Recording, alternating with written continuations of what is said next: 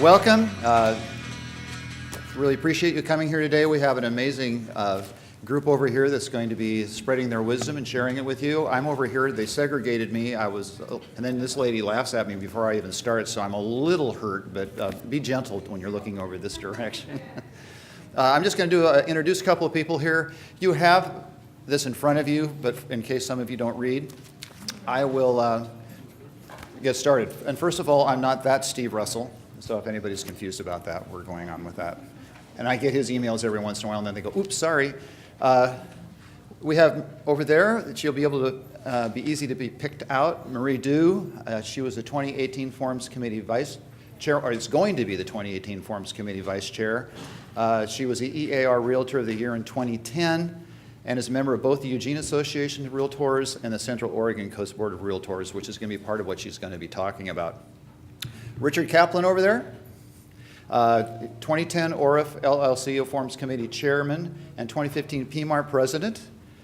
He's an OAR RPAC Trustee and a PMAR State Director, and he works for Windermere Stellar, so I think I know him a little bit. He does a lot of stuff. Colin Mullane, he's the 2018 Regional Vice President of NAR Region 12, 2015 President for the Oregon Association of Realtors, and 2013 Oref Forms Committee Chairman. He also served on the Southern Oregon Multiple Listing Service Board of Directors since 2007, and is a Director of the National Association of Realtors for 2014. George Grabenhorst, a third-generation Realtor. You'd think by that time you would have probably figured out you didn't want to do this, but you just... I tried to stay away. You tried. See, it is a disease, but we're very happy he's here. He was the 2017 OAR President, as well as an NAR Director. Then Phil Queren, I should say, doesn't need an introduction, but he always wants one. So Phil has...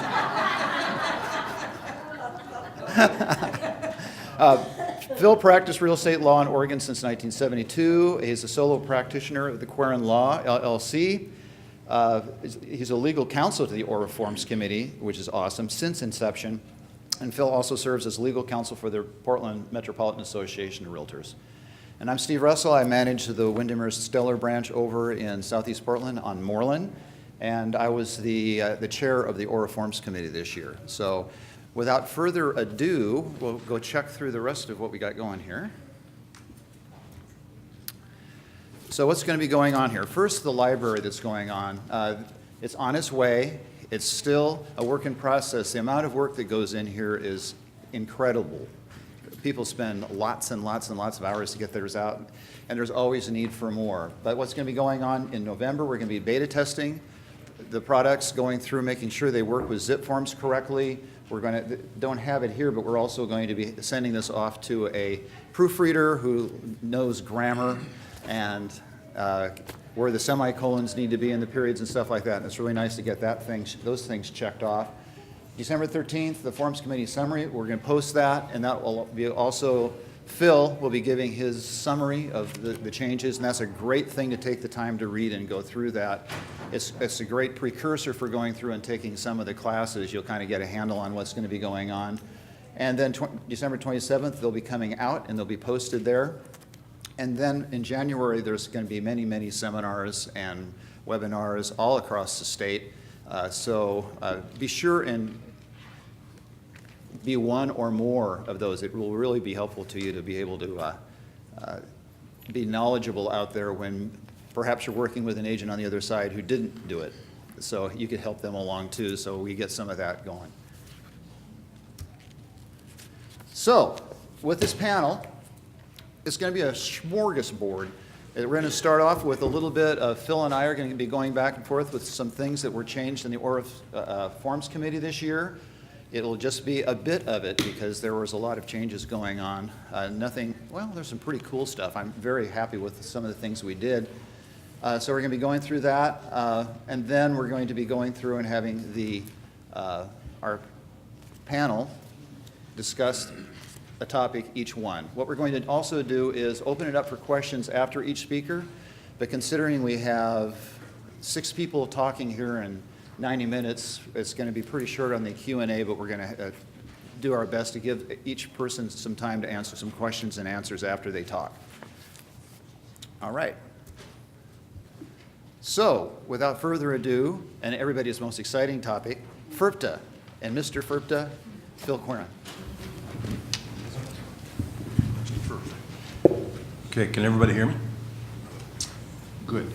Yeah, you're probably asking, why are we talking about FIRPTA in the first place? I haven't had a transaction involving a foreign person, public will, et cetera, et cetera. First of all, there has been, over the last few years, an influx of purchasers who are foreign purchasers. And that being the case, eventually, they will be sellers. And this is not only in the Portland metro area, but throughout the state. So it's something to know about. And I think the primary reason is because of the horrendous liability that exists if FIRPTA is ignored. So I'm going to go through, fairly quickly, a punch list of things that you should know. And certainly, we've got, I think, one or more articles through Oref, and I've posted some on my own website in regards to FIRPTA. But first of all, it relates to a foreign person, and that is not necessarily an individual. It could be an institution as well. But they are not citizens or non-resident aliens. And if they sell real property in the United States, there is an automatic withholding of either between 10 and 15%, depending on the value of the property. And this is on the gross selling price. So you could conceivably have a situation where there's no profit, but there's going to be withholding in any event. That doesn't mean that the seller doesn't get the monies back, but they are taken out at the time of closing. There are several exceptions. The main one has to do with the sale price itself. And if the sale price, gross sale price, is $300,000, not more than $300,000, and the buyer or a member of the buyer's family is going to be occupying the home, then it's exempt from the FIRPTA withholding requirements. The thing that is so odd about FIRPTA, and don't ask me about the logic of this, but the thing that is so odd about it is that the IRS makes the buyer the collection agent, presumably because the seller, being a foreign person, may not be within the jurisdiction of the United States or the IRS, and so it becomes the buyer's responsibility to vet the issue and to also, technically, to transfer the funds. Now, in most cases, the title companies will handle the transfer, but the real issue is deeper than that. Here's the problem with FIRPTA is that you could have a seller who says in the sale agreement, which they do under our sale agreement, it says they're not a foreign person. In our RMLS, there's a box to check, and invariably they're not a foreign person. And so everybody thinks that the seller is not a foreign person.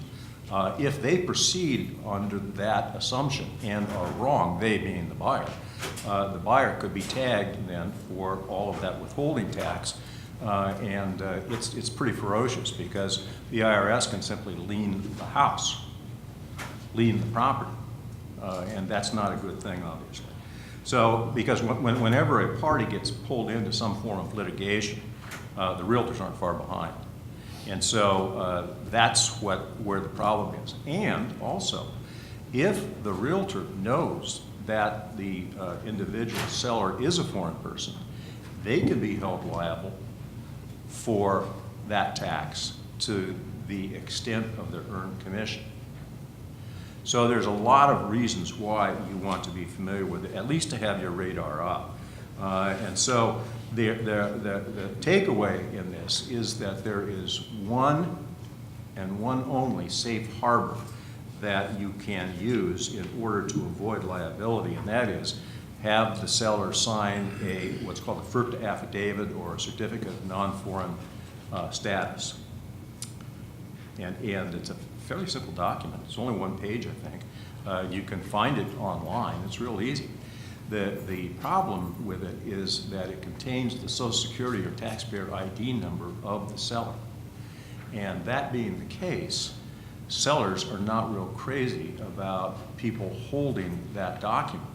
And so title companies, some of them simply refuse to hold that document. It's got to be held for 5 years. And And the title companies are hesitant to do that. So they simply, if it's a FERPTA transaction, will say, Mr. Buyer, this is your issue. And if you're going to insist that the seller sign a FERPTA affidavit, then you're in charge of holding that document for 5 years with the Social Security number in it. And so therein lies the rub, is that some title companies just simply won't go there. So from a standpoint of tips to you folks, because representing the buyer you're really the point person on this issue, is how do you vet the issue? And I think one is just simply know your buyer. And secondly, if you have a suspicion that in fact they are a foreign person, then what do you do? Well, we have in the FERPTA addendum, we have language in there that we just recently put in now for 2018 that essentially says that the seller will sign the FERPTA affidavit if requested by the buyer. And if the seller refuses, then the buyer can cancel the transaction, get their earnest money back, and retention of the earnest money or recovery of the earnest money is not the buyer's sole remedy. So in theory, there are other workarounds where the buyer could actually say, file for specific performance against that seller.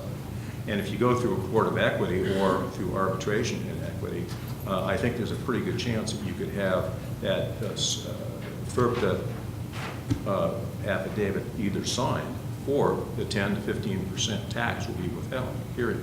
So that's the main thing that you want to be aware of. And there's a I have a question about all of this, about why the title companies are hesitant, because they have to file what's called a 1099-S. The 1099-S is the form that they send to the IRS to report the receipt of monies from the sale of a primary residence, or sale of a residence. And that has a taxpayer ID number. So if the title company has it already, why are they hesitant to hold the FERPTA affidavit? That's a question I haven't got answered. I'm going to try to get an answer, but in any event, that's where we are. So the title company will be asking for the taxpayer ID number, the escrow. So if you have a concern about it, the easiest way to my way of thinking is to just go to escrow and say, have they provided, filled out the 1099? Because if they can't fill out the 1099 with their taxpayer ID number, the 1099 cannot be filed. And if you can't file it, then you can't close it. So this is, I think, the easiest way to double check if you don't know. Even if the title company isn't going to be involved on holding the FERPTA affidavit, if this person who is the seller has a 1099-S and completes it and includes their taxpayer ID number, they're not a foreign person that would be subject to the FERPTA. Okay? I think that's it. I think that's all I have. So we've got changes both in the sale agreement and in the addendum that address this and allow the buyer to back out of the transaction if the buyer requests that the seller sign the FERPTA affidavit and they refuse. Okay. All right. There was some lively discussions, but we're just dealing with that's the law, so we have to do with what we do. We'd rather not, but that's just the way it is with the FERPTA. Okay. The contingent right to purchase. This is a one that's its third revision in 3 years. We're just not trying to make it fun for everybody to do new things every year. But it started off with, there was two different forms. One thought it was a seller-friendly and a buyer-friendly contingency agreement. They were written with different people at different times in different parts of the state. We wanted to include those together, put all of the best details into one document, but it's a complicated issue on that. So as far as the moving parts, I'll just do this quickly because this would be an hour easy all by itself. You have the buyer who has to sell his home in order to purchase the property. So he's writing an offer contingent on his, and that's the only contingency we're talking about here. It can't be that he has to sell his boat. It has to be he has to sell his real property in order to purchase the new property. So they come into agreement, and the seller's saying, okay, but I want to keep my house in what we call a bumpable status. We all know what that is, so that people can still show the home. And in the meantime, the buyer is going to be attempting to sell his home. The one thing we added to this addendum was a section about, okay, where is the buyer right now? Is their house currently listed, or are they going to list in X amount of days? It was a nice addition. I believe Phil came up with that. It was a really nice addition, talking about, okay, where are you at this particular point? So then the buyer gets an accepted offer on their property. What do they do? Well, we have a notice to seller. And so on the notice to seller, they'll just come up, and it's very easy. It is just a notice. The seller doesn't sign it, to reject, whatever the case. We took that out. It's just a notice. Only the buyer is signing it. And what they're signing, they're making a choice. The one choice is, my property is now under contract. I am removing the contingency for getting under contract, but the contingency for closing still stays there. So that's alternative one. Alternative two says, I don't have an accepted offer on my property. However, I have the financial wherewithal, and I'll show you evidence of that, to purchase the property without selling my property, and that removes the entire contingency when you're doing it from that direction. So the buyer has that accepted offer, and then they move on. If the buyer's sale fails, there's now instructions in there which are great, which says, okay, it doesn't work, it didn't work. Okay, they have 2 business days in order to figure out, are they going to continue? Are they going to start it over again? Are they just going to bail on the whole thing? They had a lot of options when that happened, which we didn't have for decades, so that's a really nice consideration. Okay, so now, but remember, the seller's still selling their house, so they sell their house, or they get another offer that's acceptable to them, the seller. So at that particular time, they notify the first buyer, the one that's in the bumpable status, and we have a notice for that. And so that notice to buyer, cleverly named, goes and they give it to the buyer, and then they have a period of time that had been decided before, 24, 36, 72, whatever case may be, or days, excuse me, to decide, are they going to be able to do it or not? If they don't have the financial wherewithal and they don't have an offer, they'll just terminate. If they do, if something came in, perhaps they were already under contract, but they had waited a few days and hadn't notified the seller yet, well, then they can sit there and say, yes, I do have an accepted offer on my property. So that's the other thing they do there. I think we all know the difference between bumpable and pending, but in any event, if in any circumstance that happens where the buyer is removing either part of the contingency or the full contingency, it moves from bumpable to pending, and that's clearly spelled out, which is really nice as well. The contingencies, again, you can figure this out right at the beginning. It's okay, when do they start? Most people sit there and say, hey, the contingencies are going to start once the contingency is removed or partially removed, alternative one or alternative two. But you could just tie it straight into the sales agreement, though I don't see that being particularly effective. But when you're out there, look at that. There might be some things that you would maybe want to tweak in additional provisions. Maybe you'd say, hey, I want their earnest money to be deposited right away.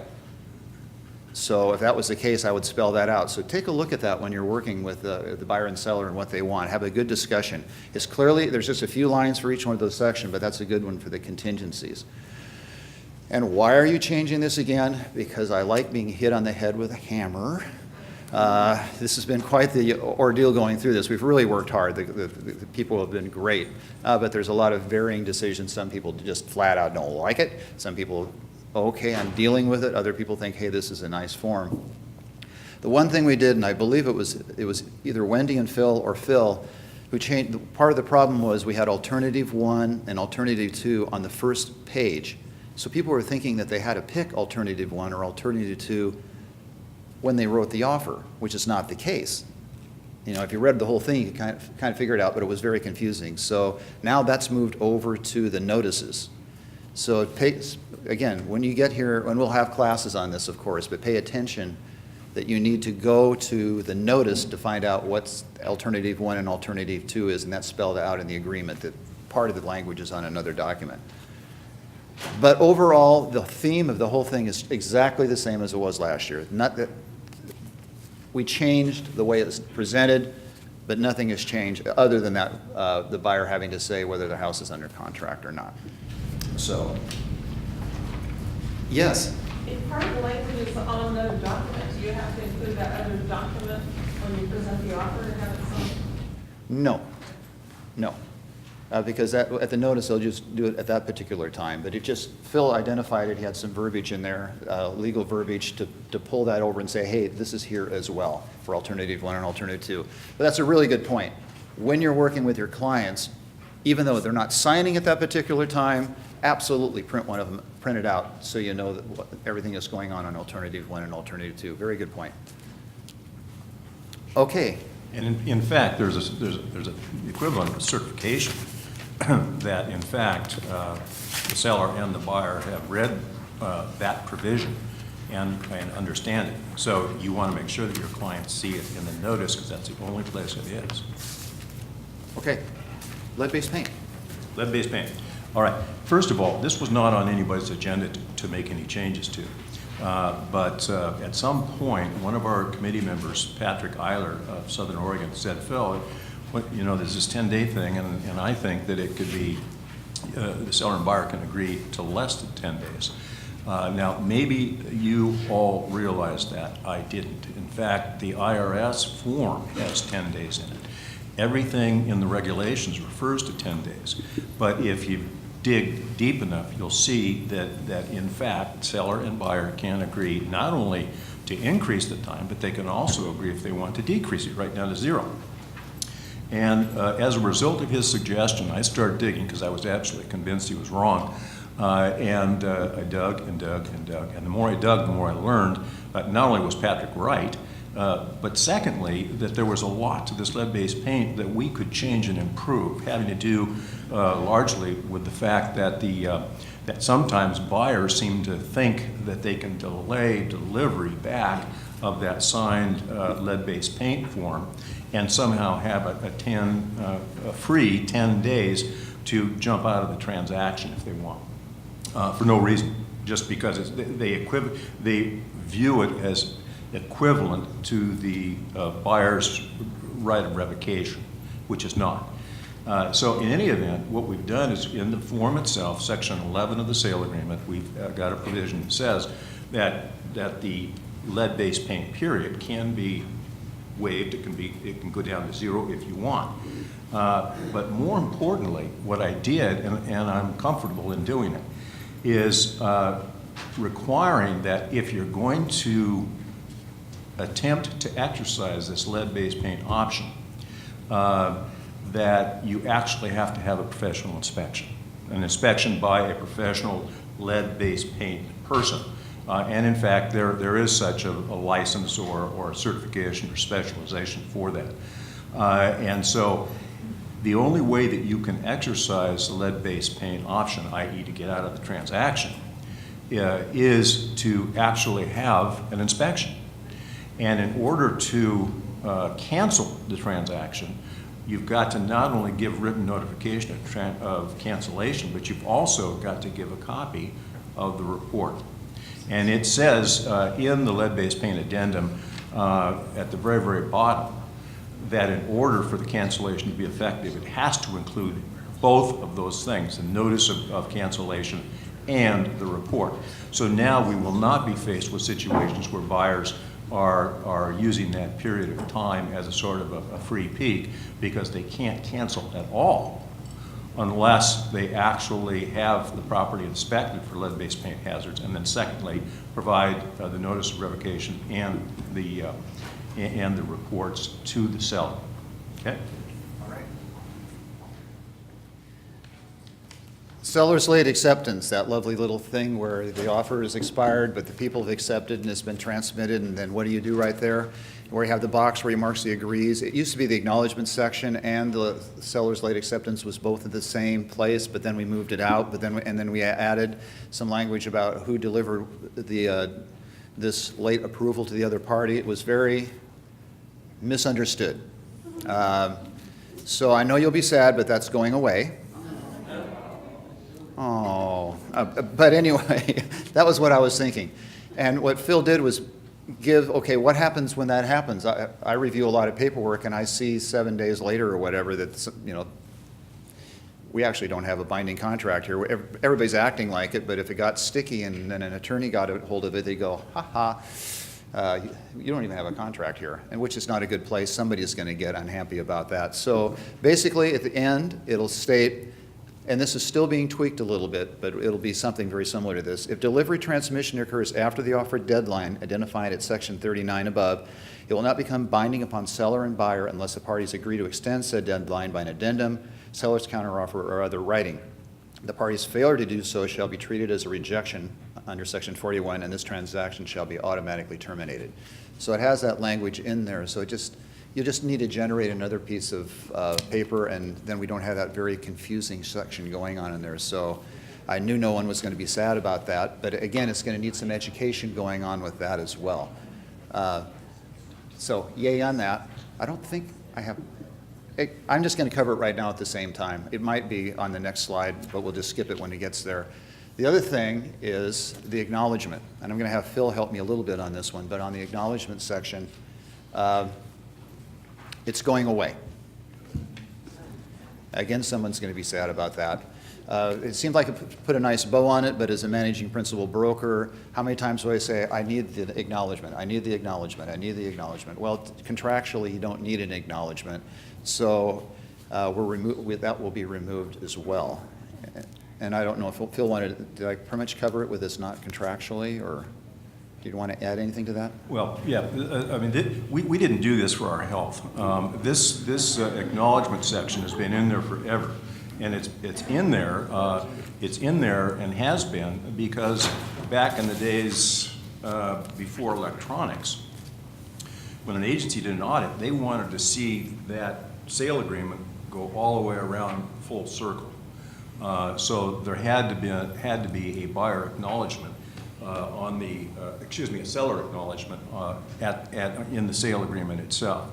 And so that form was there, or that place was there, and a lot of people thought that by signing it, that was the moment at which the contract became binding on the parties. That's not correct at all. It was a regulatory requirement, and it was just simply so that you could see that the document had completed the circle. That's not the case anymore. And so the agency has said it's okay for us to remove it. We did. That section was where a lot of people got confused, and it was, unfortunately, I think it was carried, some of the same text for the late acceptance was in there too. Mm-hmm. And so it's all been cleaned out, and it's just not there anymore.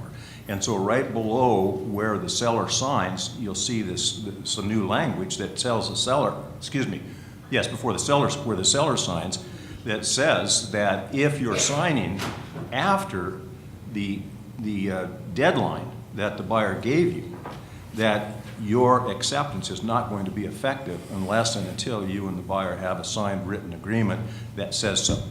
And if you don't do it, it's treated as a rejection. So that's the end of it, and it should clear up a lot of confusion.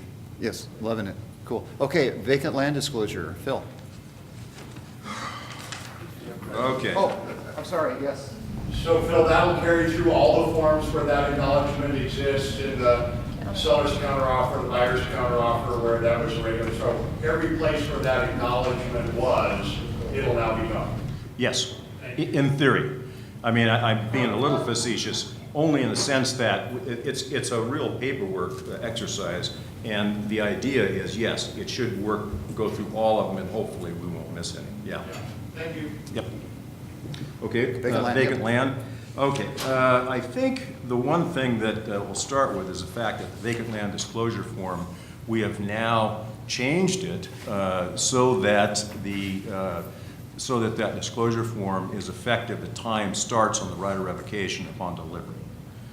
So it's consistent with the seller property disclosure form. And so there's none of that starting the clock as of when the buyer receipts for it. It's all the same as you would treat it for seller property disclosure, which is the clock starts upon seller delivery of that form. That's, I think, the first and main thing I want to mention. There is now in the sale agreement, under the vacant land section, having to do with the disclosures, we have 3 boxes now for the buyer to state whether or not they're making the offer conditioned upon receipt of the disclosure addendum, or they are making the offer conditioned upon the receipt, but they're not going to exercise the right of revocation. They're waiving that, or they waive the right to receive the seller property or the vacant land disclosure and the right of revocation. So the buyer has choices. I don't know why a buyer would want to waive that, but they certainly can. And the main reason it's in there, I think, is because some people objected to the concept of having a property disclosure form that wasn't statutory. I don't know why a buyer should be treated any different if the land is vacant than if it's got structures on it. But in any event, that's the way it is. And I'm going to step out on a limb here and say that once we start seeing in about a year how many people exercise the right to receipt for that versus the other alternatives, I could see that going away. And it just be an automatic that the buyer automatically has a right to receipt for it, and that's the end of it, and exercise the right of revocation. All right, and the other thing is, just one second then. Part of it was, with it being just in the boilerplate, a lot of sellers were confused. They didn't know they had to do this, and all of a sudden they signed this agreement, didn't know about it. So the fact that there's now check boxes there will be a sort of a flag also if on the listing side to sit there and say, wait a minute, I don't want to do that, or I want to do that, or at least it'll be a good discussion. So it's nice. I think it's nice having in there for at least a while until people get used to it. Sir. So I want to go to your question there, which says, what's wrong with creating a standard of care? And you and I, Phil, have disagreed vehemently on this particular issue. I am one that believes that having a disclosure that's not statutory is actually a problem. And the reason is because it gives a right of revocation that doesn't exist in the law. It now becomes a contractual issue of revocation, and we're essentially going to create this. And why would we care about that? Because frankly, we're the ones who brought the property disclosure to the legislature. We did that. The Oregon Association of Realtors had a long-term staff piece about it. And what did they do in that particular document? They excluded, that's 1 to 4 residential properties. It's not commercial, it's not new construction, it's not commercial property, it's not vacant land. And that was done very particularly because of the whole range of issues that when you're dealing with, should you know stuff about vacant land? Absolutely. Does it create any less standard for you to have to disclose things that are material to their transaction? No, it doesn't. But the legislature didn't give that right of revocation because it's not a home. It essentially can be one. And then the question becomes on vacant land, are we giving a right of revocation if I've got quote unquote vacant land that's unimproved commercial? And the law looks at it, as you know, that if I'm selling to a commercial buyer of something, that actually the buyer has a higher standard of self-protection than the average homeowner does. So this is why I believe us self-imposing a right of revocation that doesn't exist by law is a bad idea. And I think it's inappropriate personally for the Forms Committee to put that onto us in the industry rather than to take it through the normal process. This is essentially the Forms Committee say, we know better than you do, practitioners around the world, and so consequently we're going to do it and you got to contend with it. I think it's a poor idea. Okay. Well, you're entitled to your opinion, and we can carry this discussion on. But my only response is there's a lot of places in the sale agreement and in contracts that are contractually created that are not legislative created. So I mean, the fact that the legislature didn't put their imprimatur on it is, to me, is irrelevant. The real question is whether or not it is a good risk management tool for realtors who have a tendency sometimes to sell things about which they know very little, and raw land can be one of them. Okay. All right. Yes, one last thing on that. It was a form that was had been around for years and years and years, and it was down in Southern Oregon. So the form actually existed. We didn't just pop it up and check it. I actually work in that market. It was in Eugene. Was it Eugene? Was it Eugene? I apologize. It was Eugene. I thought it was further south. My mistake. But it was a form that actually existed. So it wasn't we didn't just do it. But anyway, we'll move on. Okay, townhomes. We added to the title Homeowners Association because if you look at this form, it's basically a homeowners association form. So that's been put on there. How many people have ever seen one of these filled out where not every single solitary box was filled out? I've never seen one. So we just made it bullet points, and it's basically just a reminder, here's all this information that's going on. The other part of it is it tightened up some verbiage on there as far as it's really on the seller to notify the buyer, okay, I've given you everything I have, I don't have anything else, because they need to do that in order to get the clock ticking on the period. So, and there's some good language in there that was improved on that form as well. That's the Town Home Plan Community Homeowners Association, longest title in our library. 024. Yeah. So is it still going to be, the way it's stated now that the seller, instead of the buyer, we used to do it with the buyer, provided that was the offer, is it still going to be now the seller? Okay, thank you. You're talking about not in the addendum, but in the sales. Okay, she was asking about, the language was a little wanky on the sales agreement because it said the seller was going to provide at the time of the offer, and that wasn't possible because the buyer's writing the offer, right? So now it states that language is tweaked to be like several of the other situations like home warranties or wells or septic. It just basically says if it qualifies for having this addendum, that it will be made part of the agreement, but not that the seller is providing it right from the get-go, because it really starts from the buyer side.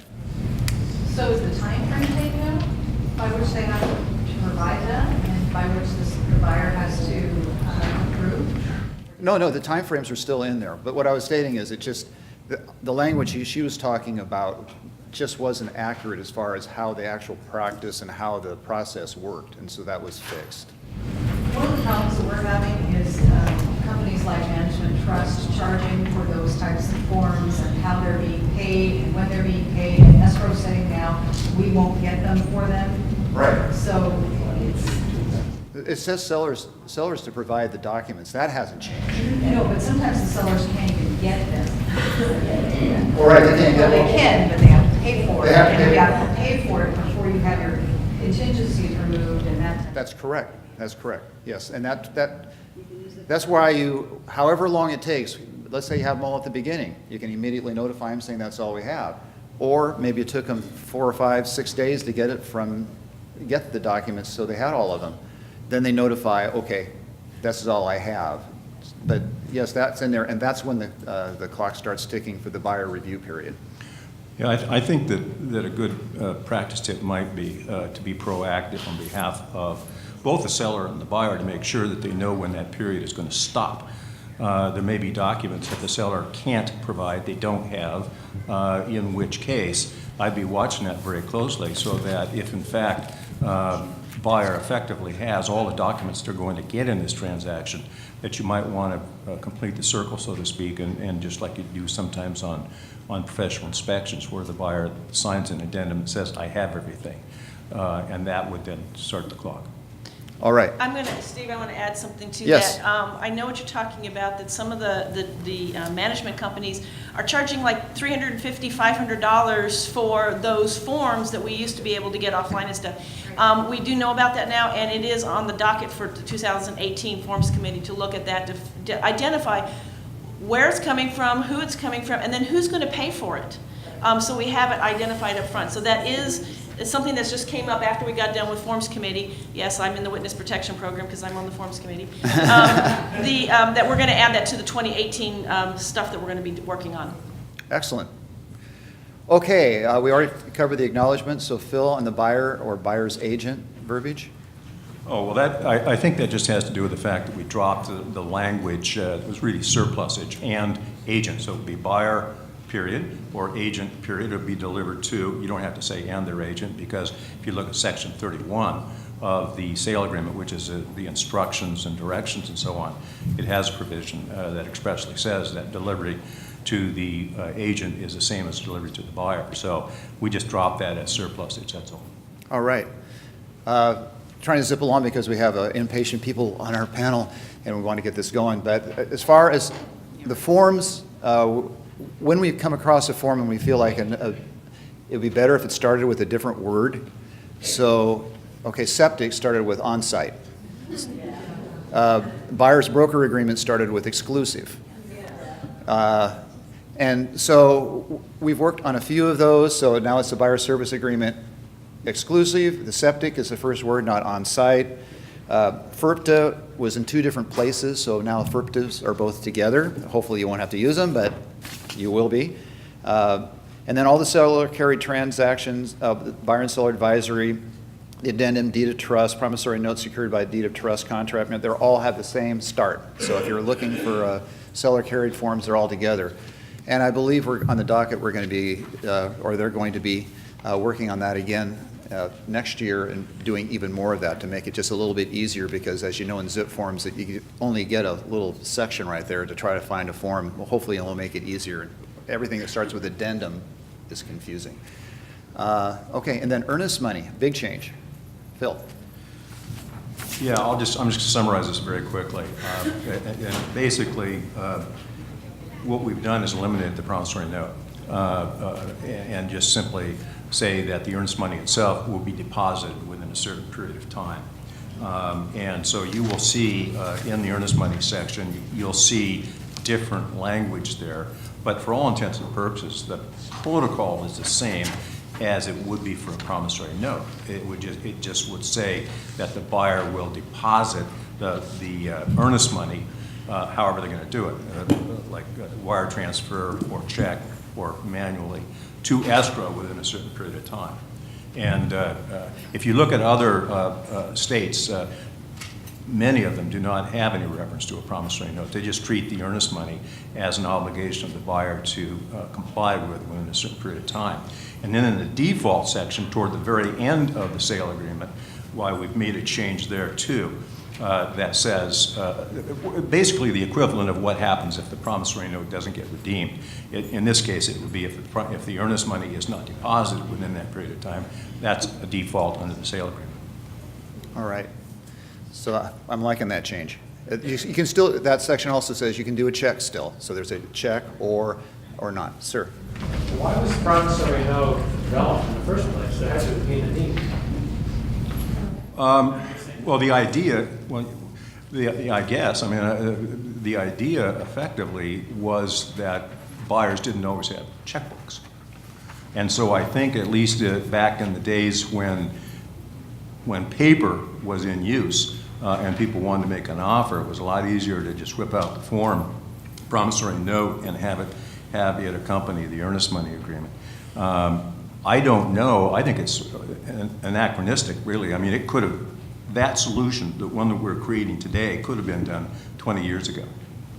But for some reason, it was never thought of. And the use of a promissory note, basically just the same as a check, a negotiable document, was what has survived, and nobody really questioned it until now. Right, I believe when you were going around checking the other states, some of them were getting confused. What note? They kept thinking it was the note for the trust deed because they didn't even know what we were talking about. So people have gotten along without promissory notes in other states for a long time, so that'll be good. Okay. Marie. Oh, I'm sorry. I have a question. I'm sorry, I wasn't sure how we were going to do this, so I did have a question for you. I'm Grace Burden with the Central Board of Realtors. I had a question back on the lead-based payment dependency, really quickly for you. So when you had mentioned, when you terminate the transaction via lead-based payment, you must send over a report. In relation, a copy of the report. In relation to if you terminate during the inspection period, you only send over a report if it's requested by the seller. Now sending over the report for the lead-based paint, the seller now has knowledge of this, and now they must disclose that moving forward. Whereas if the report was not required, they would not have that information.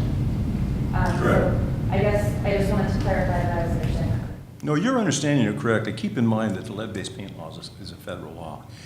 Secondly, I doubt that many of you have seen lead-based paint inspections because if it's pre-78, it's got lead-based paint. So the fact that the seller gets a copy of the report, to me, is telling the seller not much more than what they already knew, and that is it's got lead-based paint. So I didn't look at this as the same situation as a seller being put on notice of information in the professional inspection. It was a low-risk proposition to tell a seller what they already knew. I wanted to make it more difficult for buyers to create a ruse by which they would say, I reject the transaction, I had a report, but I'm not going to show it to you. All right, good question. Very good question. Okay, Marie Du, hi. Hello there. I don't know if you guys can hear me here. Lessons from the field from Lane County. Lane County is kind of an unusual county in the state in the fact that we go from the ski slopes of Willamette Pass all the way down to elevation 0 called the ocean in Florence. And we have 5 really very diverse selling areas. From Oak Ridge, which a lot of the people up there sell houses that are on Forest Service lands, leases. McKenzie River area, which is also in the drain field for the drinking water for Eugene and Springfield. Of course, the Springfield, Eugene metro area. Western Lane County, which is an area that has got farmlands, vineyards, and marijuana fields now. And then we've got the Florence Beach area, which, oceanfront is very different than, way up on the ski slope. So my kind of word of caution is know your area of expertise. The Code of Ethics tells us, go to your area of expertise. The reason why I say that is that you'll notice that when we talked earlier that I belong to both the Florence, the Central Oregon coast, and Eugene because of the fact that I live in both places, so I sell in both places. I do understand oceanfront. If somebody wanted to buy a Forest Service house on a lease, I refer it out. So my word is, when in doubt, refer it out. If you don't know the area, get somebody that does understand the area, somebody that does understand the McKenzie River and the setbacks for septics and all of that. It's very important that because you're going to fail for your buyer if you don't. We've got city areas. Richard's going to talk about condos, so I'm not going to rain on his parade on it. But everybody understands the residential form. But I also wanted to bring up a form that people don't really think about too much, but it's really important. You should have it printed out and sitting on your desk. And that's the matrix form that has a little description of every single area that we have on our residential forms. It is very helpful. If you don't know what it is, it's under, that's way ahead of me. Yeah, go to The MX, if you want to know what section 10.1 is, that matrix will tell you. So definitely check that one out. Other property specialty areas, farms and ranches, new construction. New construction, one of the things that we've also added to new construction, or we have in new construction, is a lot of builders, especially production builders, have their own forms. So we start with the Oref forms and then switch to it. There's language in there to be able to do that. We've already talked about vacant lands. I'm going to talk about it a little bit more. This guy right here is going to talk about commercial because I know nothing about commercial. And then the condominium residential, Richard is selling in rural areas. Yes, we have now called it the septic and on-site sewage. Yes, thank you. Yes, we can find it now. You really need to understand the different types of septics out there. If you're going to be selling in that area, know whether it's a tank.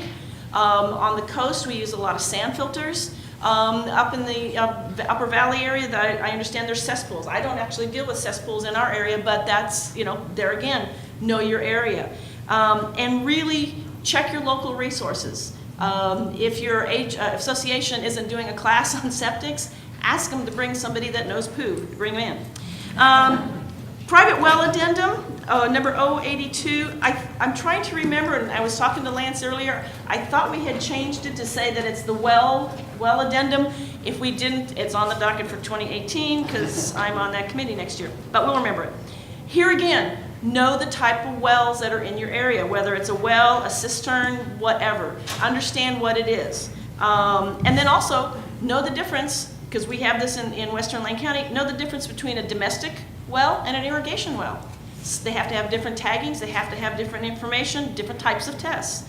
And Oref has definitely webinars on this, so if you're just like can't sleep one night, pull up one of the webinars and that'll get you going.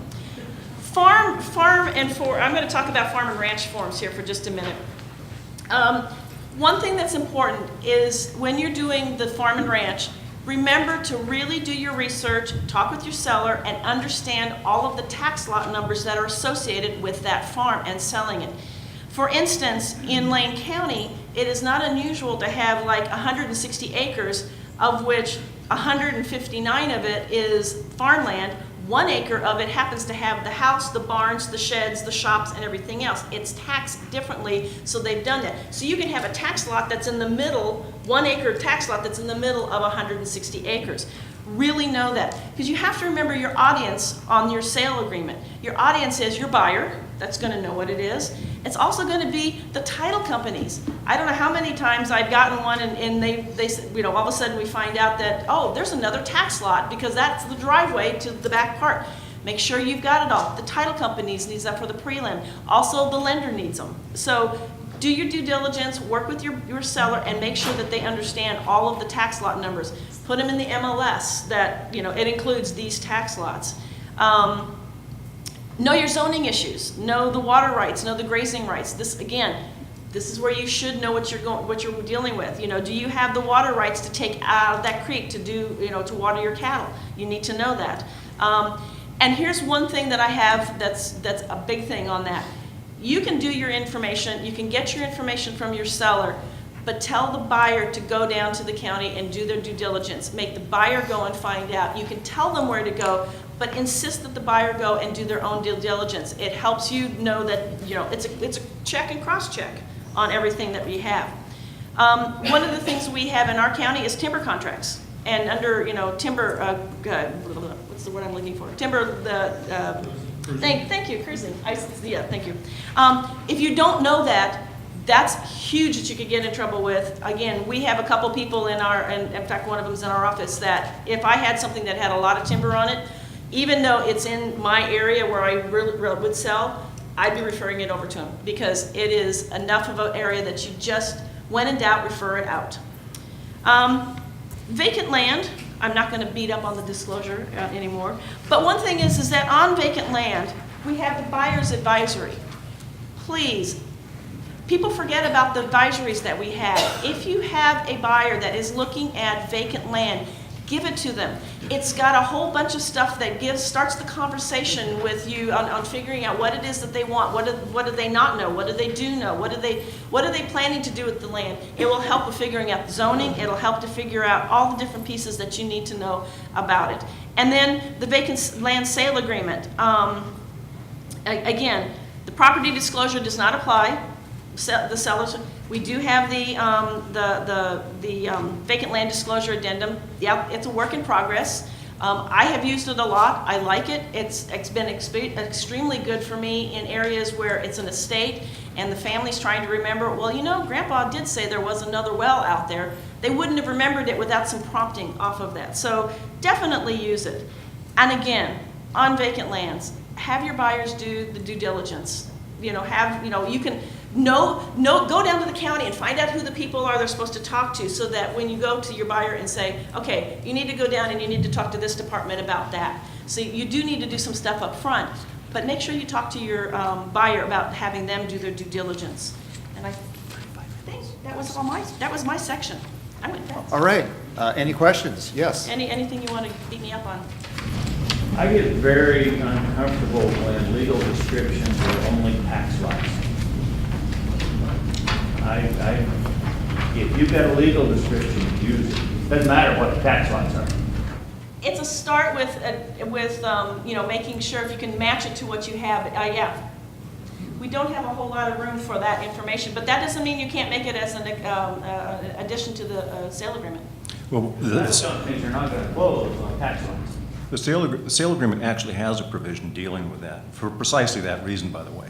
And it says that if a legal description is not included in the sale agreement, that the parties agree that the title company will provide that legal, and that way you keep the contract enforceable as opposed to having to rely upon a tax lot number or something like that.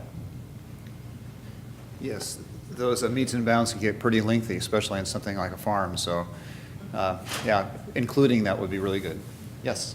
Sometimes the due diligence issue involving the wells can really rear a big flag, because like where she was just saying that, you know, some family member remembered that there was another well that's somewhere out there on this piece of property and stuff. There's a lot of situations where those are required to be decommissioned, and if you don't have the proper due diligence has been done by the buyer and checking that out, you can really get yourself into deep pocket syndrome legal case. Seen it in Southern Oregon a couple of times now.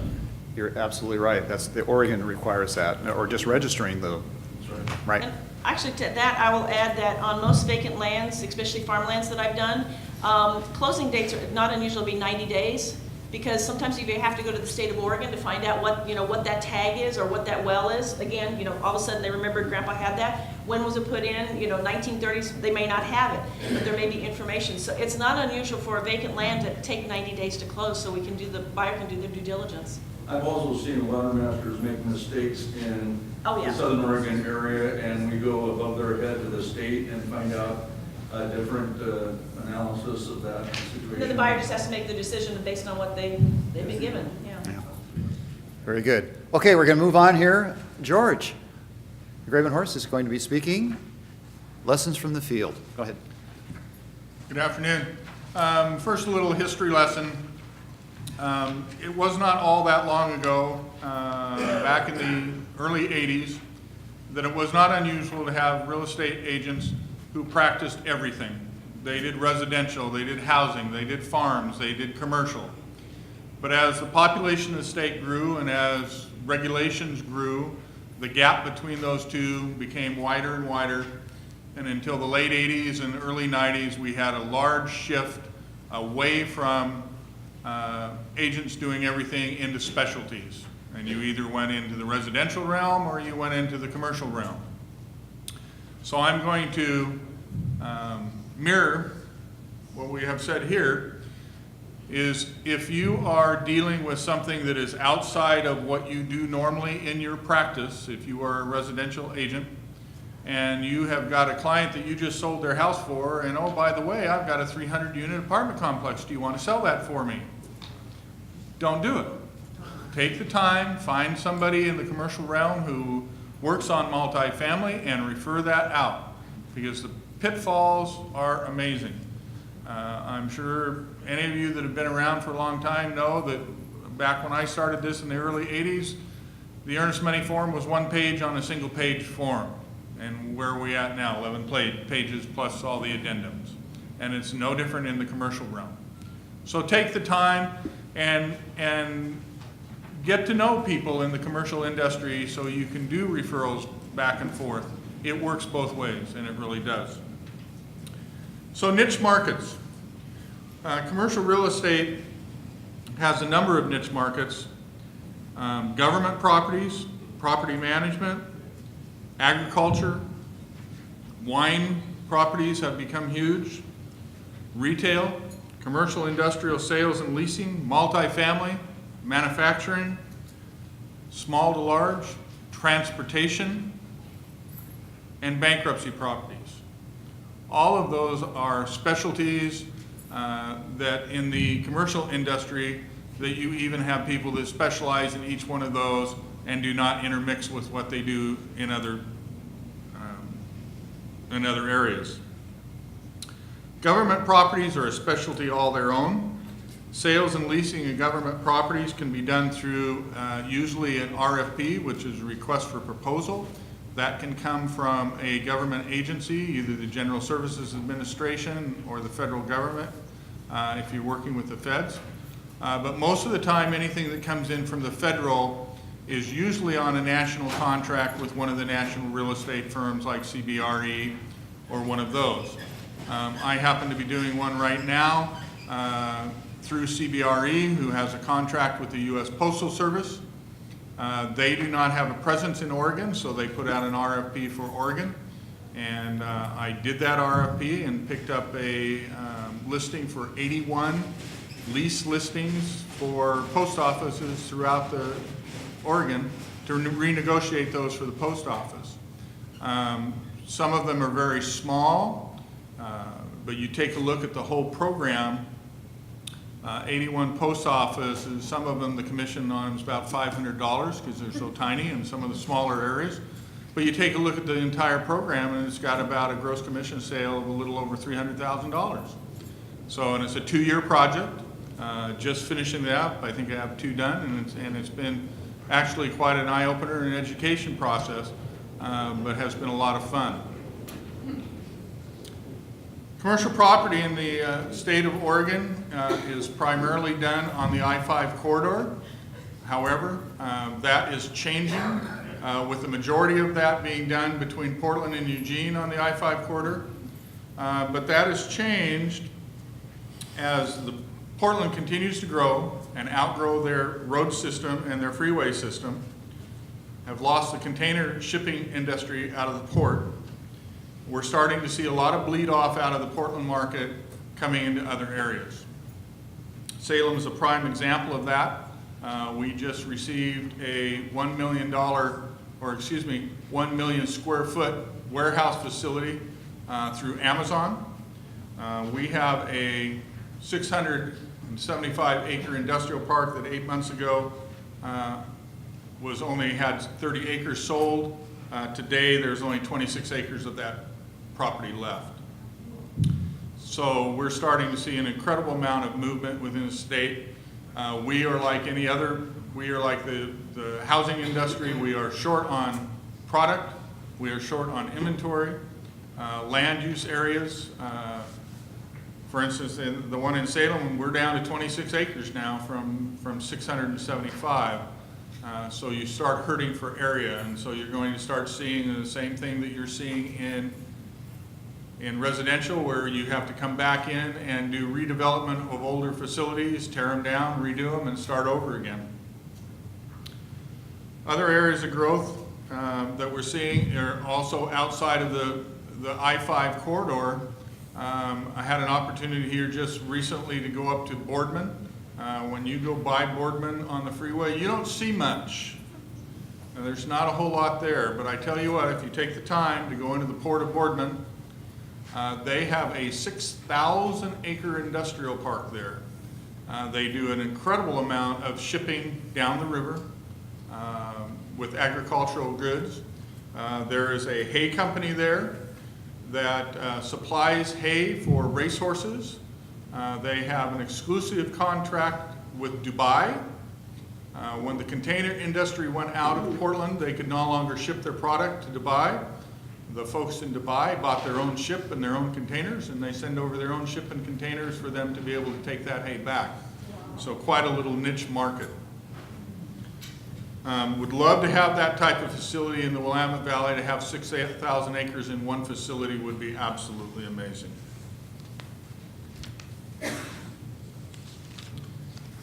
Designations, out on the table there was a list of designations for commercial practitioners.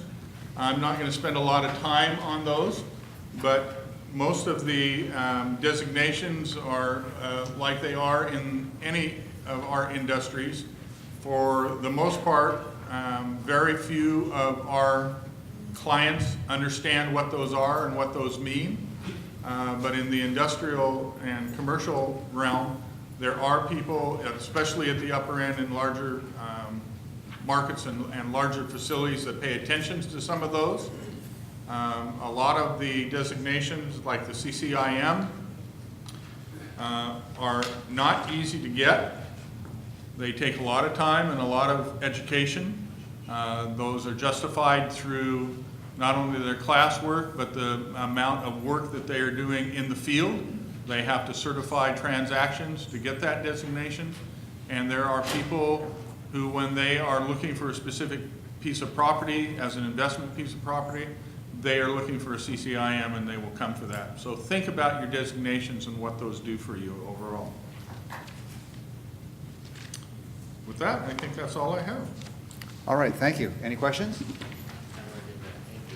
That's pretty amazing on the containers there. Colin? We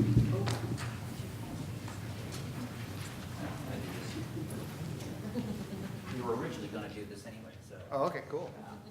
I didn't see myself on rotation up next, so I wasn't quite prepared. However, I did draw the short straw in terms of the most exciting, I can just do this. Yeah, just perfect, thank you. The most exciting topic, which is seller-carried financing. So I make eye contact with everybody so I know you're not falling asleep, because this is kind of a technical one. Did anyone here get involved in seller-carried financing and work in that particular area. So in Southern Oregon, we have 9 different municipalities as well as county properties. So we have a very diverse base of business. And for years, seller-carried financing has been a fairly substantial part of our market. Not every transaction, but certainly enough that it was important for us once the major changes that came about, both through the combination of the SAFE Act, the Dodd-Frank Act, and of course all that supervised by CFPB, it put us in a really unique place where we were really close to not being able to do it at all. And we worked really hard with Oref to try and create a suite of forms that allowed us to still maintain seller-carried financing as basically a quiver, an arrow in the quiver, as a very vital part of being able to do business and transact properties that a lot of times just don't qualify for conventional financing. There are a lot of farm properties that transfer with seller-carried financing. And basically what CFPB was saying is, we don't think you realtors should really do that anymore. And they made it very, very difficult. So the first thing I would say is, if you haven't done seller-carried financing in a while, familiarize yourself with the forms that we've made available on Oref with relation to what is required. And I mean required to the level that if you get this wrong, you could easily be in an orange jumpsuit quite quickly. And I mean that sincerely. I mean, CFPB will put you out of business and you can go to jail. So how many of you consider yourselves to be negotiators in a transaction? Be really careful. This is the one thing the CFPB is paying attention to on this piece. And if you think about the nuanced answer, the nuanced piece I'm going to talk to you about a little bit, is really our clients are negotiating. Yeah, we're doing it on their behalf, but they're telling us, I'm offering this amount of money. You don't have the freedom to go, well, how about we offer you $5,000 more? You know you've got to go back to your client and get their permission to do that. So technically the client's negotiating, and that's important to remember. Because when it comes to seller-carried financing, we are not allowed to negotiate at all. This is the conversation we had with CFPB, is we're not negotiating. And we can't. If you've been seen to be negotiating the seller terms of financing, you have violated the law. The only people allowed to do that are attorneys or mortgage loan originators. Their license permits them to do that in the same way your real estate license allows you to do what we do. So be very careful. That's the first thing. You're not an MLO. You're not. I mean, you might be. If you are, it's a different conversation. Anyone here an MLO, mortgage loan originator? Okay, so all of you are in the same boat that I'm in this one. So the first question then becomes, can your seller do this on their own? In other words, do they need a mortgage loan originator? Now, I'm not going to go into the very specifics on this because the forms do an excellent job of going through this. But basically, if your seller built the home themselves, or if they're a builder and they want to finance it, they must use a mortgage loan originator, which basically means your lender. They have an NMLS number. Say that 5 times fast. So basically, here's the other challenge. Here's our real challenge. Let's say you find a seller and you know they need an MLO. Try finding one that will do this.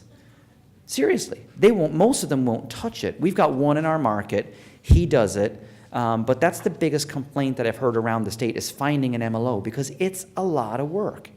So you know the way they charge points on a loan, they've got all those fees? They do that because that's a lot of work. So when they're doing traditional financing deals, there's some money there that they get to make. So when you go to somebody and say, hey, you're going to do seller financing, and you try and find the MLO, expect them to charge fees similar to that and prepare your seller for that. If they've done more than 3 seller-carried transactions in a particular year, or if they have more than 8 properties that they're already carrying mortgages on, they must use an MLO. Now, we have an office policy at my company that if there's going to be seller financing involved, we recommend they work with an MLO regardless, specifically because of the liability factor. We always want to be able to say to our clients that when they get into this situation, we have the forms, we can do this, but we really think you should use the MLO that's in our area that's doing this, so that you feel confident about what you're getting into, so that the seller doesn't find themselves locked in on a loan that the buyer has amortized for 30 years and they really only wanted to do it for 5. Can they do a balloon? What does the interest rate look like? What are the terms that are there? So what I really want to get to is we have 6 different forms on Oref that specifically get into that, and they're all listed there, 32 through 37. Like I said, we worked really hard with Oref to make sure that we could get these forms. We spent more than a year. I can see Phil smiling, he remembers. I'm very, very, very kind. We worked very hard with Oref, and Phil did a tremendous amount of work, and we really got into the weeds on this stuff because it is so technical. So when you take skilled professionals like Phil, like the people in the room that sit on the forms committee that go over this, and you look at how long it took us, it's reasonable to think that most practitioners aren't sophisticated enough to really be working on seller carried financing on a regular basis. This form is designed to assist you and your client to understand how much of this you're willing to take on and when that trips into the level of where you have to use an MLO. So if you have one, you know of an MLO in your market, I would strongly encourage you to have a dialogue with them and say, are you working on seller carry financing? Could you help me with my clients and having that resource available? Because it is an important piece. And the reason we created the form is there's enough transactional business out there that we didn't want to remove the tool and remove the realtor from the equation altogether and just say, here, Mr. Seller, you're just going to have to work with the MLO. You really don't need me anymore, so therefore we're out of it. So it's designed to create that. It was really a business tool for you. And I think one of the useful things that Oref has given us back as practitioners, certainly in the markets where it's there, is I think there was quite a surprise at how many people are utilizing the form. It was originally felt that, well, there's such a niche market that really no one's going to use it. We're going to spend all of this money, and we really did invest quite a bit of money because of the time in creating the forms, but it's been really nice to see that those are a pretty heavily used form, and so a great tool that Oref has provided. I think with that, because we're kind of getting close on time, I'll move on. Any questions? We've got a few. Barbara? We've made an office policy that our agents can't fill out for 34 to 37. I mean, I'm just curious why those are available, because it seems like this is something that should be done either by an MLO or an attorney in regards to a contract of sale. I just feel uncomfortable. So, and Barbara makes a great point. Her point is, if you haven't heard it, is in her office, they don't allow a licensee to fill out lines 34 through 37. And I think that, Oref, there's a lot of forms, there's a lot of transactions, and it gets back to fields of expertise. If somebody is sophisticated enough, the tools are there.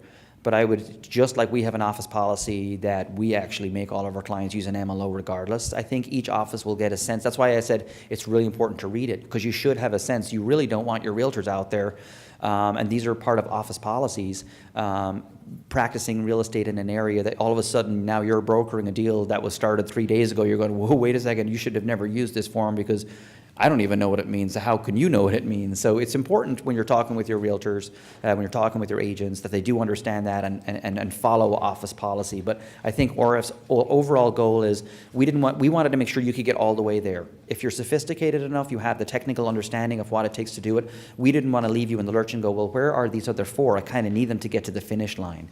So if you are sophisticated, they're there. But if you're not, go ahead and use the MLO to get to the other part of it was there. George?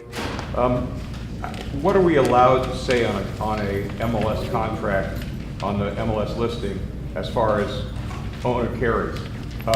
What kind of, can we list all their terms, or do we have to keep it? That's a great question. And I think when CFPB originally came out with some of their language and we looked at it, they seemed to be a lot stricter on it, and we just weren't going to touch it. We just basically said, don't even put it down. I think that my take is yes, you can do it. The answer is, in an owner carry situation, you've got to play within the interest rate parameters first of all. So again, if you read through the documents we've provided, so if you're more than 6.5% off the prevailing rate, and there's a whole list of where you can go to find that out what that is. So if somebody wants 12%.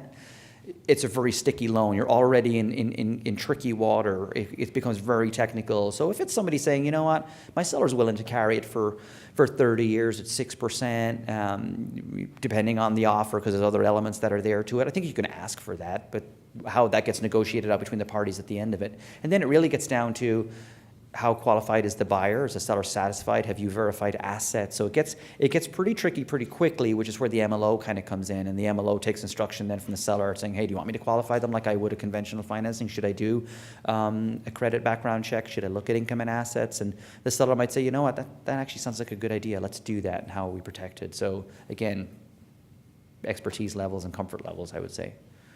Any other questions, seller financing? Yes? It kind of seems like you're setting us up to take a very bad risk option. So why are you even fighting those forms? So I think the answer to the question, and your concerns are well-founded, which is exactly why I'm very cautious about saying where you should go and what you should do. There are many of us practitioners here who have worked seller financing, have a sophisticated understanding on it. We've seen the rules change, but we're still comfortable with it.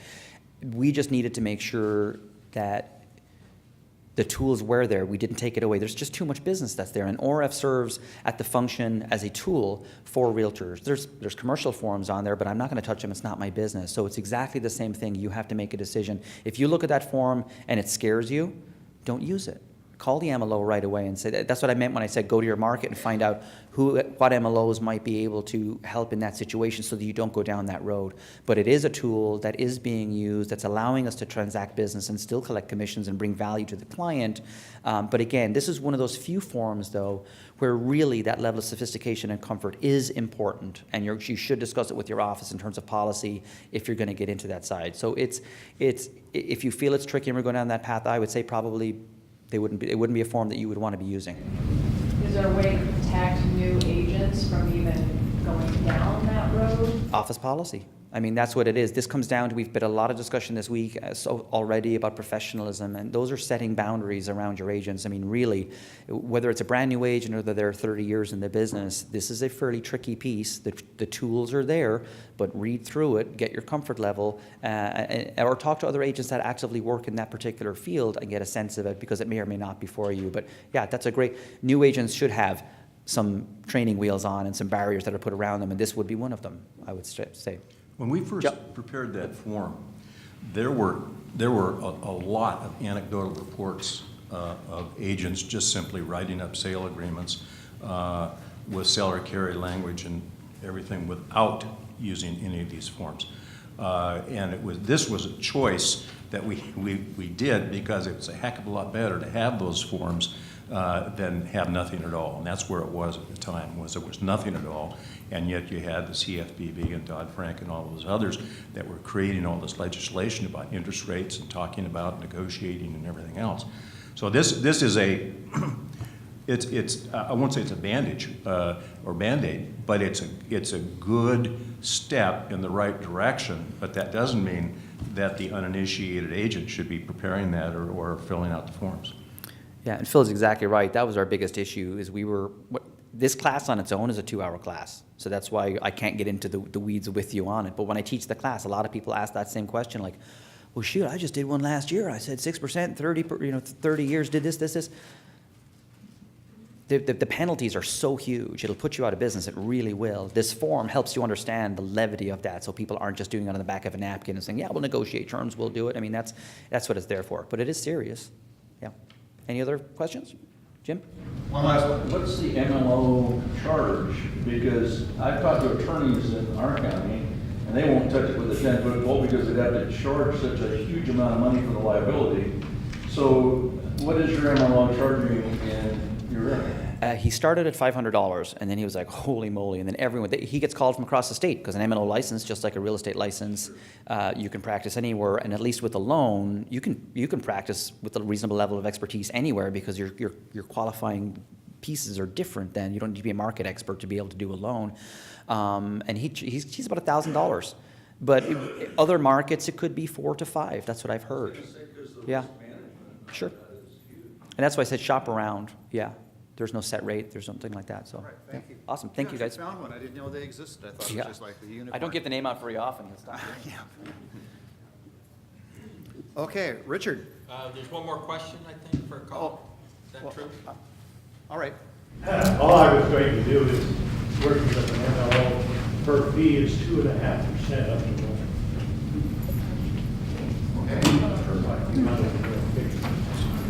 Thank you. That's good information. Okay, Mr. Richard Kaplan. Okay, so let's get to use the right form and save your bacon. That's not what I called it on paper, but that's essentially what it is. So I concentrated my efforts on some particular forms, the condominium resale form, the townhouse PUD addendum, which should be and is going to be called HOA, the investment property addendum, private well addendum, and the John Hoops addendum, which is also known as on-site sewage system addendum. You can ask John about that. But in general, and as we talked about with the HOA form, the seller has a defined, although it can be negotiated, but it's generally 7 business days to deliver available docs and information. And the buyer's review, which is 5 business days generally, starts after they've received all of those documents. So and as we've discussed, or as was discussed and reminded earlier, delivery to the agent is delivery to their client. So what we want to keep in mind is all of those documents, and I also included in the packet the historic property addendum. There is no deadline, but if there's a property, even though it has no more tax benefits, but it's on historic register, it's in historic neighborhood, that's information that the seller has that they should be delivering up front. So let's talk about how we can be sure we're on both ends, we are meeting the requirements that our buyers and sellers are agreeing to. So what you want to keep in mind is what, to whom, and when. So what is it that you're delivering? Private well addendum, there's 2 things. The seller has to deliver the well tests that are required by the state. Also, if they have logs or other information about the well, they're required to deliver them, and that's 5 business days from mutual agreement, not 3 days before closing. So what is it? And if it's condominium documents, then what those are. Also, sometimes the buyer, when they're filling out the condominium resale agreement, doesn't always know the exact name or ID of the parking space or spaces and the storage room. And many of the new condominiums, when they sell them, they're selling each of those items separately. They're not attached. So when you buy early, you get to choose your spot. So you could have 2 parking spaces in a storage unit, and they each have their own unique tax ID number, and you're taxed individually on all of those. The address doesn't include those things because it doesn't include them in the description in your condominium documents when they bought it. So if those things are left blank, including HOA contact, those should be included. So who are you delivering them to? Well, likely is the buyer's agent if you're on the list side. If you're the buyer's agent, then you better deliver them to your client as soon as you can, because their time starts the next business day. And that's when. So how are you getting them? So when can you prove that they were delivered? So if you're using an email and you get one big PDF and it's just identified HOA docs, what I suggest you do if you're on the list side, in the email that you're going to forward to the buyer's agent, list what's in there. Minutes from the last 10 meetings. If you don't want to put the date, it's fine. You can then list the 2 years of the annual meeting minutes. There's all sorts of other documents that you're going to include. So list those so you know what was delivered. And if there's documents that are listed in the HOA addendum or the condominium addendum or also the investment property addendum, if they aren't available, they don't exist, the seller, and that may be the listing agent, should point that out at delivery so that the buyer doesn't expect that the time period is open. Because the seller wants to know when is their 5 business days over, because no notice means their contingency is over. So list what isn't included. That's as important or more than what is. If you're on the buyer side, when you get that email, send it to your client. Include with that email when their time period ends and what they need to do or not do within that time period. And if there's something that they're concerned about the size of a pet, or renting other space or renting the unit, then remind them to look at those documents. If you're a reviewing broker and you're getting those in your file, my suggestion is don't even open them and read them, because they don't concern you, they concern the buyer. Now, you're on the list side and you want to get them. The forms, all of them say the same thing: seller to provide at seller's expense. Doesn't matter what it costs, it's not the listing agent's fee, it's the seller's fee. And in some markets, a property may sit on the market for 3 or 4 months. I would maybe say don't get the documents because you want to get the latest, okay? And if you read the kind of documents it says official documents. It doesn't say rumors. It says official documents. So keep that in mind. It's delivery. When are you delivering it? To whom and what? Because you want to then notify your seller that it's been done and when that time period ends. And I suggest that unless your seller asks you to, that you don't call the other side and ask them if they're okay with it. It's not the listing agent's job to point out to the buyer's agent when their expiration is. If your seller wants you to do that and you explain to them the plus or minuses, fine.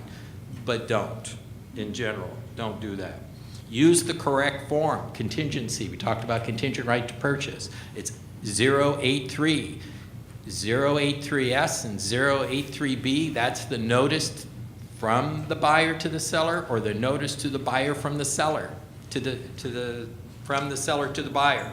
Use that form, the correct one. Now, sometimes there's lots of documents, and sometimes there's extra contingencies, and you want to be thorough. OREF has a form, and it is, I think it's 059. It's the I put it in the back. It's 059. 059. It's receipt of reports, removal of contingencies, addendum. You can list things on that. Maybe it isn't HOA docs. Maybe it's a survey. Maybe it's other information. You can remove contingencies, but that's okay. You don't have to. It's not required. So if it's just a notice from the seller to the buyer, or sometimes buyer's agents use this form. They fill it out as to what the buyer received, and they have the buyer sign it, and they deliver it to the seller. It's a way that the buyer's agent can prove what was delivered to their client and when. So the watchwords are what, to whom, and when. Use the correct form. Read the contingencies carefully and be sure that your client is, as the seller, is complying. Read the form before you start. Read the form before you have your seller sign it to be sure that they can deliver the docs in that time period. If not, then renegotiate. That's my remarks. All right, yes. Help me understand whether we use Form 010, final agency acknowledgement, stands alone, seems to repeat exactly. Well, okay, so that's a good question. There are builders, and they use their own form. And their own form really doesn't have any final agency acknowledgement because they don't care about that.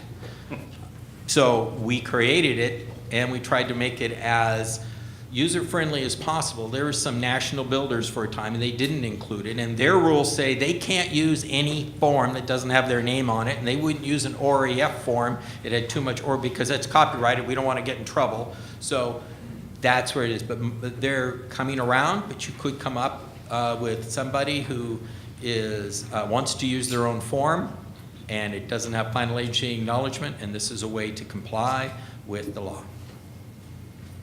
All right, excellent. How about that? We've finished on time. Score. Panel, thank you very much for all your time and your expertise.